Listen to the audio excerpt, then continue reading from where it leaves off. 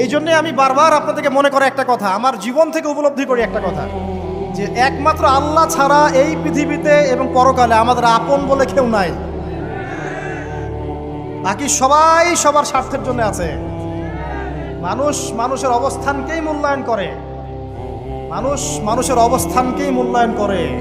আল্লাহ রাব্বুল আলামিন আপনার ভিতরটাকে ভালোবাসেন। দেখেন, আপনি যখন নামাজ পড়েন নাই, আল্লাহ পাক কিন্তু আপনাকে ধ্বংস করে দেন নাই। আল্লাহ পরম করুণাময় আপনাকে হেদায়েত দিয়ে নামাজি বানিয়ে দিয়েছেন। জীবনে অনেক পাপ করেছেন, ইনস্ট্যান্ট আল্লাহ পাক শাস্তি দিতে পারতেন, আল্লাহ পাক দেন নাই। আল্লাহ আপনাকে ভালোবাসেন, আল্লাহ আমাকে ভালোবাসেন। আল্লাহ পাকের এই ভালোবাসার ঋণটা শোধ করার জন্য হলেও নামাজি হয়ে যান, আল্লাহর পথে ফিরে আসেন, দিনের জন্য কিছু করেন, দিনের ফিকির করেন, পড়াশোনা করেন। প্রিয় ভাইরা, আল্লাহ পাক তৌফিক দান করুন। দেখুন, এই রিবা থেকে দূরে থাকার জন্য একটা হাদিস যথেষ্ট, যে 4 শ্রেণীর মানুষকে আল্লাহ রাসূল সাল্লাল্লাহু আলাইহি ওয়াসাল্লাম